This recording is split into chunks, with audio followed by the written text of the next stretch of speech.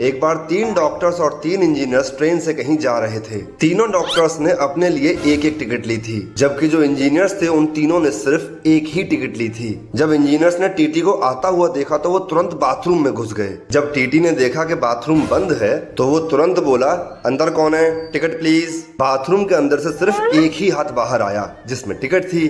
TT ने ticket check करी और चला गया। यह देखकर डॉक्टर्स ने सोचा कि भाई लौटते हुए हम भी ऐसा ही करेंगे, और इसीलिए लौटते हुए उन्होंने सिर्फ एक ही टिकट ली। लेकिन इंजीनियर्स ने इस बार टिकट ही नहीं ली। ट्रेन में जब टीटी आया तो डॉक्टर्स तुरंत बाथरूम में घुस गए। इसके थोड़ी देर बाद बाहर से आवाज आई, अंदर कौन है, टिकट प्लीज। इसके बाद जैसे ही डॉक्टर्स ने एक हाथ बाहर निकालकर टिकट दिखाई तो इंजीनियर्स ने वो टिकट छीन ली और तुरंत भागकर बगल वाले बाथरूम में छुप गए। अब टीटी बहुत देर से टिकट टिकट चिल्ला रहा है, पर डॉक्टर्स बाथरूम के बाहर नहीं आ रहे। एक बार 2 दोस्त कार से कहीं जा रहे थे, तभी पुलिस उनको रास्ते में रोक लेती है। कहाँ जा रहे हो दोनों? सर बस चोर बाजार तक जा रहे हैं। चोर बाजार क्यों जा रहे हो? सर चोरी का माल बेचने जा रहे हैं। हवलदार इनकी गाड़ी की तलाशी लो, पूरी चेक करो क्या चोरी का माल लेके जा रहे हैं लोग। हवलदार पूरी गाड़ी की तलाशी लेता है और बोलता है, अरे सर गाड़ी में तो कुछ भी नहीं है। पुलिस के साथ मजाक करता है, कान के नीचे खींच के लगाऊंगा एक, चल निकल यहाँ से।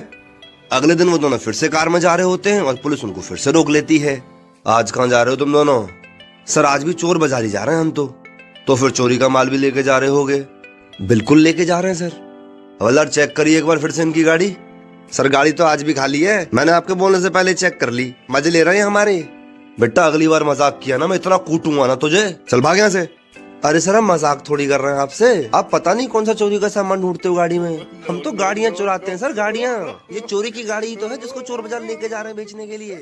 तब से पुलिस वाले को। एक बार धनिया एक मूवी देखने गया। लेट नाइट शो था, इसीलिए लौटते हुए धनिया को काफी रात हो गई। जब धनिया थिएटर के बाहर निकला तो वहाँ पर कोई ऑटो वाला भी नहीं था और धनिया को भूख भी बहुत जोर से लग रही थी। तो धनिया ने सोचा पहले खाना ही खा लेते हैं भाई। जब धनिया ने अपना पर्स निकाला तो देखा कि उसमें सिर्फ इतने ही पैसे थे कि या तो वो ऑटो से लौटकर घर जा सकता था या फिर खाना खा सकता था। खैर धनिया से भूखा रहा नहीं गया तो उसने सोचा पहले खाना ही खा लेते हैं। तो धनिया पहुंच गया बगल वाली दुकान पर पिज्जा खाने के लिए, लेकिन जोमैटो पर वह पिज्जा सस्ता आ रहा था, इसलिए धनिया ने ऑर्डर जोमैटो से ही किया, वो भी कैश ऑन डिलीवरी। जब डिलीवरी बॉय पिज्जा कलेक्ट करके जाने लगा तो धनिया उससे बोला, भैया ये वाला ऑर्डर धनिया का है ना? तो डिलीवरी बॉय बोला कि हाँ जी धनिया का ही है। भैया मैं ही धनिया हूँ। तो भैया ये लो अपना ऑर्डर। नहीं भैया उसमें एड्रेस देखो, मेरे घर का होगा ना। आप तो ये पिज्जा देने मेरे घर जाओगे ही, मुझे अपनी बाइक पर पीछे बिठा के ले चलो, मैं आपको अपने घर पर गुल्लक से निकाल के टिप भी दूंगा। और इस तरीके से धनिया अपना खुराफाती दिमाग लगाकर फ्री में घर आ गया।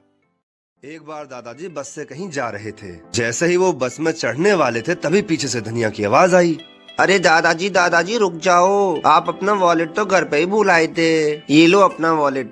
अरे थैंक यू बेटा, चलो मैं घर जाता हूँ अब, ठीक है बाय। उसके बाद दादाजी बस में जाकर बैठ गए और उसी बस में उनकी बगल वाली सीट पर बैठा हुआ था एक चोर। तब उस चोर ने प्लान बनाया कि लंबा सफर है, जैसे ही ये बुड्ढा सोएगा मैं इसका पर्स चोरी कर लूंगा।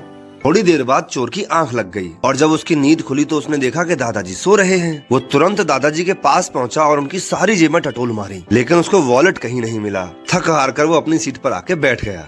जब दादाजी का स्टॉप आ गया तो वो दादाजी के पास जाकर बोला, दादाजी मैं एक चोर हूँ, आपका वॉलेट चुराना चाहता था मैं, लेकिन इतना ढूंढने पर भी मुझे आपका वॉलेट नहीं मिला। कहाँ रखा था आपने उसको? मुझे तुम्हारी शक्ल देख के ही पता चल गया था कि तुम चोर हो, इसीलिए जब तुम सोए थे मैंने अपना वॉलेट तुम्हारी जेब में रख दिया था, समझ गए?